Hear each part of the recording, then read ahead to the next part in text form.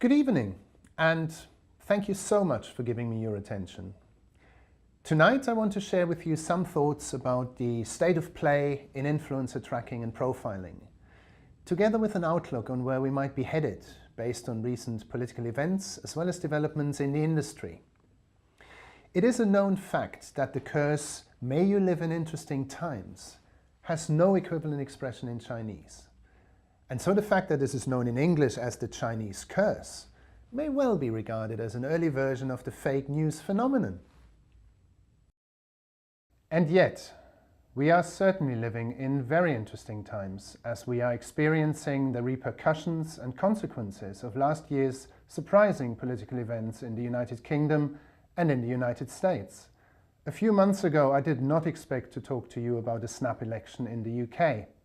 And even last week, I did not expect to mention a surprisingly tight outcome of that election, one that hints at continuous, sudden and unexpected shifts in Western political systems and societies. Who knows what this means for Brexit?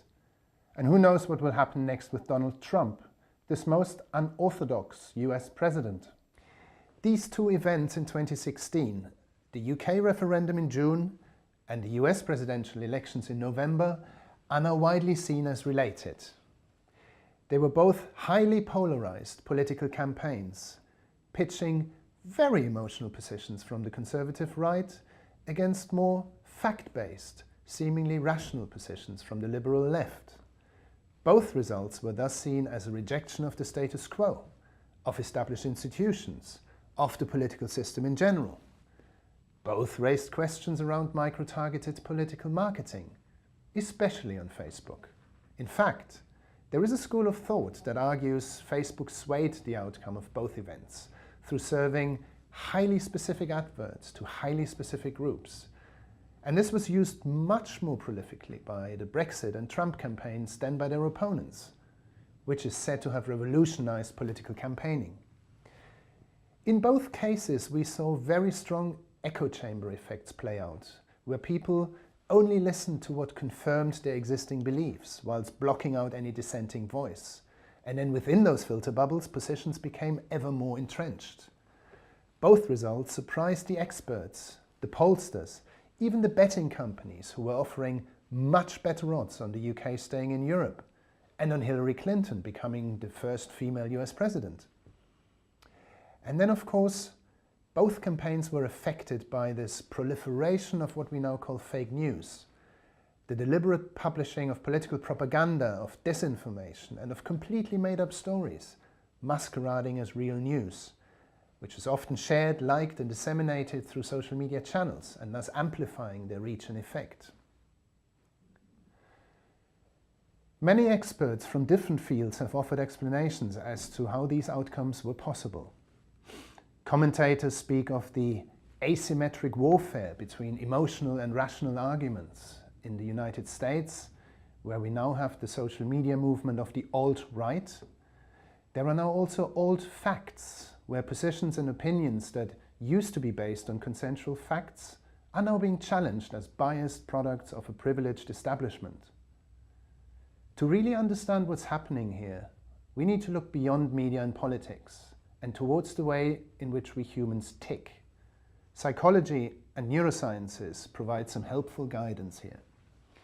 Psychology explains the phenomenon of the echo chamber and the filter bubble with the theories of confirmation bias, motivated reasoning, and cognitive dissonance.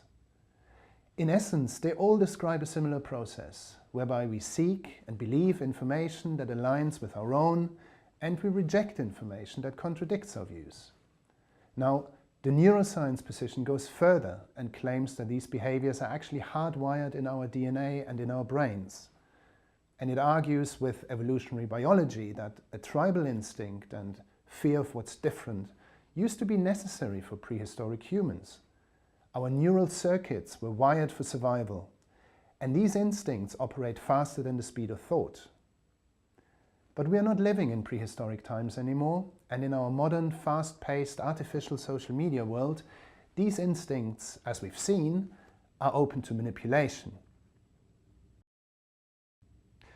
So what exactly does that have to do with our topic of organic influence? 3 points come to mind. First, the application of personal profiling based on someone's social media footprint, what we also call psychographics, is already moving from political marketing to digital marketing in general. And as long as privacy laws are being adhered to, there is no reason why marketing shouldn't make use of this increased understanding of human nature. We all operate inside our own bubbles, where we are selectively exposed to information that aligns with our beliefs, delivered by people and channels we trust. This helps maximize engagement, which means, second, that marketing, after moving from broadcasting messages to narrowcasting messages, to more specific geographic audiences and cable TV, for example, is now entering the age of data-driven microcasting, with social media and mobile devices allowing the targeting of individuals in the privacy of their comfort zones. This has also been described as marketing to an audience of one. And so finally, with the support of lots of data and analytical capabilities, the linking of marketing messages and target audiences will be optimized to the highest possible level of effectiveness and efficiency. And the main distributors of these messages will be our so-called influencers. Of course, in reality, the connection between message and audience will usually be much less linear. And there are many different stages in the customer journey where messages and audiences meet in different ways. The connecting tissue between all these stages is influence. Influence to get someone to make a decision or a choice that they would otherwise probably not have made. And influence is based on trust. Trust in a person or institution that what they tell me is accurate, that they tell me the truth. This then brings us to the interesting times that we live in. For example, the erosion of trust. The Edelman Trust Barometer, presented at the World Economic Forum in Davos in January, showed a decline in trust for all tracked institutions, NGOs, business, government, but the decline was most pronounced for media. This is related to an undermined concept of truth. The Oxford Dictionary is declaring post-truth the word of the year 2016, although technically they are two words. Post-truth is describing the phenomenon of objective facts being less influential in shaping public opinion than appeals to emotion and personal belief. These are challenges for marketing communications and public relations. And with every challenge comes opportunity. PR Week magazine in the UK did a survey of industry leaders earlier this year, and the number one opportunity that these leaders identified for 2017 was uncertainty. The opportunity to overcome uncertainty is to focus on trust and brand, and not just on clicks and transactional engagement. A very similar study was done in the US by the renowned Annenberg School for Communication and Journalism at the University of South California. In their Global Communication Report for 2017, some of the highlights included that almost half of PR professionals and more than 60% of marketing executives believe that their two disciplines will become much more closely aligned in the next 5 years. In fact, holding companies are already beginning to bundle their advertising and PR agencies to provide more integrated services to their clients. When public relations executives were asked which communications trends will be the most important in the next 5 years, digital storytelling ranked above the rest, followed by social listening, social purpose, and big data. Other key trends highlighted as growing in importance over the next 5 years were branded content and influencer marketing. And this is where the concept of organic influence can be so powerful. Reach alone is not influence. It needs to be in a natural balance with relevance and resonance in order to be impactful. And impact means affecting how people make decisions and choices. Who to vote for, what shampoo to buy, which airline to fly with, which of course, again, is all a question of trust. So, a digital organic influencer strategy has 3 main steps. 1, identifying and profiling these rare creatures. 2, analyzing their network. their content. What and who are they influenced by? What and who do they influence? And 3, and finally, using the data insights to engage these influencers and their networks to create content that they will find engaging and relevant, that they will like and share, and thus amplify. To ensure that we cover all 3 aspects of reach, relevance, and resonance, we are now tracking and analyzing influence in 5 complementary dimensions. These are always dependent on the specific context or topic. First is relevance. Are they engaged with the topic in a meaningful and informative way? Second is credibility. Do they have an authoritative and recognized voice for that topic? Third is consistency. Do they publish or comment or link and like regularly? Fourth is engagement. Are others interested in their content, and to what extent? And the 5th and final one is the network. How connected are they with other influencers, and therefore how likely is their content going to spread? Done properly, this needs to go across all media channels, including traditional print and broadcast media, as well as social media.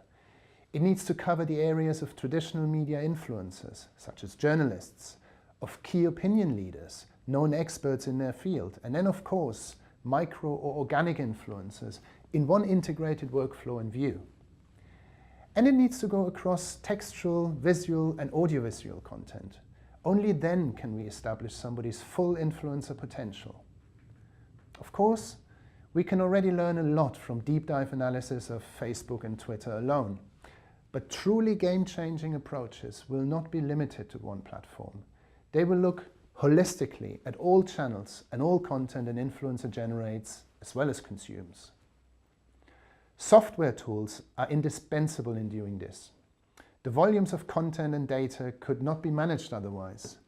But so-called influencer scores based on algorithms that process easy to collect and compute social media metrics such as Facebook likes, links, tweets and retweets, etc., are no longer enough for the sophisticated requirements of a successful influencer campaign.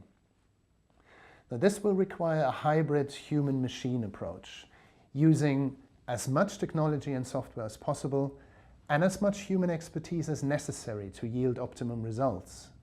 As much technology and software as possible, of course, means that there will be increasingly more. Machine learning and artificial intelligence have seen exciting advances over the last few years, and these were driven by the availability of ever more data to train machine learning systems on a wider pool of examples. And on the other hand, increased computer processing power has enhanced the analytical capabilities of these systems. This means that we are now seeing machines performing tasks that until recently were the domain of human expertise. Now, don't get me wrong, this should not lead to a full automation of marketing analytics, but again, it should help optimize the interplay between humans and machines. As we move up the layers of the DIKW pyramid, from data to insight to knowledge to wisdom, we can leave more of the lower layers to machines and focus human expertise on the higher levels of knowledge and wisdom. AI in that sense stands less for artificial intelligence and more for augmented intelligence, making humans more capable instead of replacing them. And that means combining rich data and contextual insights with deep domain expertise to power successful organic influencer campaigns that will deliver the kind of return on investment that business rightly expects from big data-driven marketing. At LexisNexis, we work with partners to ensure we always have access to the best content and the best data to populate our models. And we are continuously improving our own capabilities to enrich and analyze content and data. To be credible in this space, it's critical to have deep sector expertise. Healthcare and travel and tourism are just 2 areas where we have done a lot of media monitoring and media analysis work in recent years. And this existing expertise is now also applied to the tracking and identification of organic influencers. Last year, for example, we carried out a study for Sanofi in France, where we analyzed stakeholders and communities that are relevant for Sanofi in their attempts to create more immediate and meaningful interactions with patients in specific disease areas. And at Arabian Travel Market in Dubai a few weeks ago, which is an event run by one of our Relix Group sister companies, Read Exhibitions, I had the opportunity to present a study that was looking at influencers in the responsible tourism space. This is part of a longer-term project where we aim to identify critical voices in the sustainability space as it relates to travel and tourism. So let me sum this up. You need the right model and approach, the right content, the right data, and the right expertise for these kinds of influencer studies. But this is just the basis. More importantly, you need to be feeding this data and these insights directly into the activities of your digital influencer marketing teams. The richest possible insights in as close to real time as possible to create content that makes a difference. Delivered at the right time, through the right channels, through the right influencers, to the right audience. That's what's going to make you win. My colleagues Evangeline and Terry that are with you tonight will be happy to tell you more about our approach. I would be delighted if we found ways to explore this still very new and fast evolving territory together. So thank you very much for listening, and I wish you all an entertaining evening.